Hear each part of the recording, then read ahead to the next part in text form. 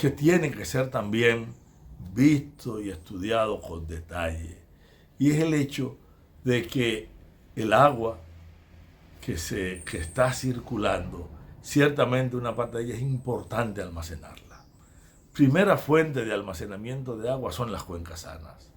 La construcción necesaria e importante de presas y de embalses para diversos usos tiene que obedecer también a una lógica, primero, de la prioridad nacional. Construir presas a veces, como en el caso de Guayubín, donde en la presa de Boca de los Ríos, que se está construyendo con los ríos Yaguajay y Guayubín, no va a generar agua para el acueducto, no va a dar agua de riego, no va a prevenir inundaciones y no va a generar energía. Pues ¿para qué diablo se está construyendo?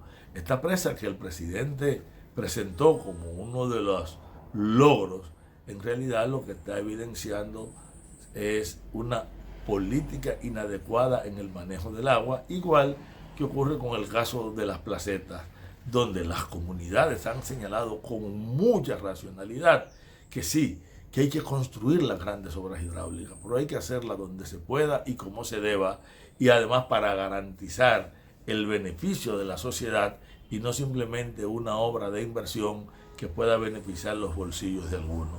En ese sentido, que el anunciado pacto por el agua, que fue discutido durante mucho tiempo y que al final terminó siendo una propuesta en la cual el gobierno logró simplemente colar una gran cantidad de obras y que, aunque plantea de manera enunciativa que el agua no podrá ser privatizada, como establece la ley 6400 y como se deriva de la Constitución y como es la voluntad de la casi totalidad de los dominicanos.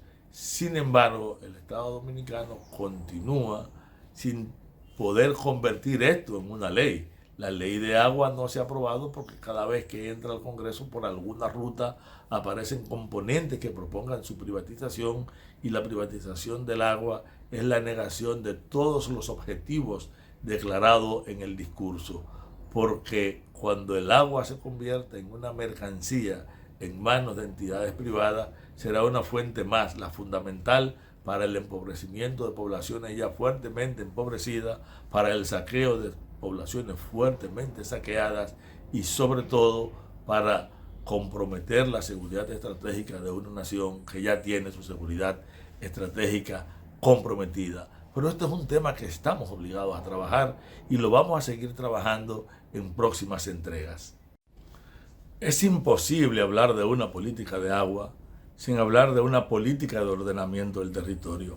Y la realidad es que ya más de una cuarta parte del territorio nacional, fundamentalmente las zonas productoras de agua, están concesionadas a la minería, poniendo en peligro el agua de la República Dominicana y el agua de la hermana República de Haití. Para poner un solo ejemplo, veamos lo que ocurre en el entorno de Restauración, en esa parte al oeste de la cordillera, donde nacen ríos tan importantes como los afluentes que constituyen el Artibonito, o el río Masacre, o el río Chagüey, o los ríos que van a ir a la parte oeste del Cibao Central.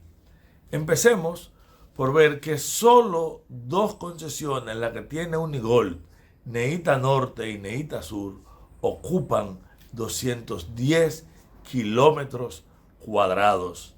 Es decir, Neita Sur tiene 99.5 kilómetros cuadrados y Neita Norte tiene 110.5 kilómetros cuadrados. Cuando sumamos las áreas de Pico del Gallo y de La Chinola, que ambas están en manos de un socio de Barrick Gold, allí estamos hablando de 90 kilómetros, no, más 31 kilómetros. Y si sumamos la Loma de los Guandules, la Lola, Piedra Pintada, que rodean todo el entorno del Parque Nalga de Maco y que interesan la totalidad de las fuentes de agua que surgen en aquel sitio. Estamos hablando de 450 kilómetros cuadrados de territorio productor de agua. Por lo tanto, no hay consistencia.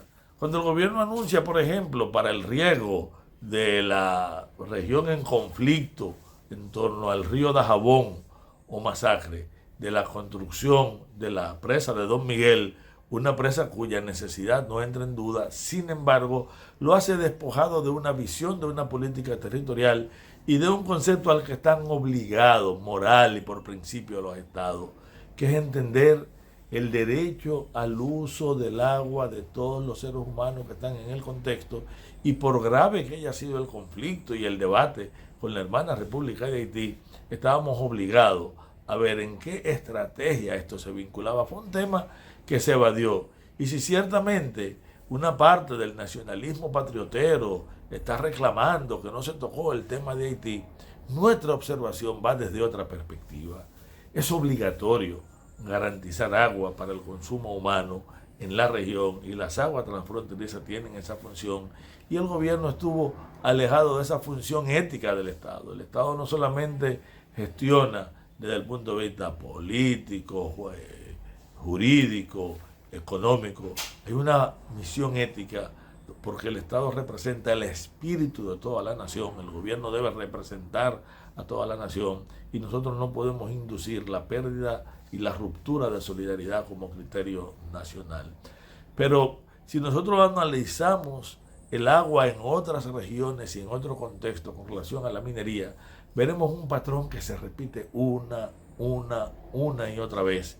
Y ese es un tema tan vital y fue tan ignorado en el discurso presidencial que requiere otras intervenciones. Así que en otros programas de Tiro al Blanco seguiremos profundizando sobre este tema. Por hoy, buenas noches y nada, nos vemos próximamente. Buenas tardes. Por el multimedio Tiro al Blanco, bajo la coordinación y participación de Narciso Isa Conde. La verdad sin dobleces, para hacer realidad los ideales del Coronel Camaño y el inmenso Che Guevara. Cuidado, Tiro al Blanco.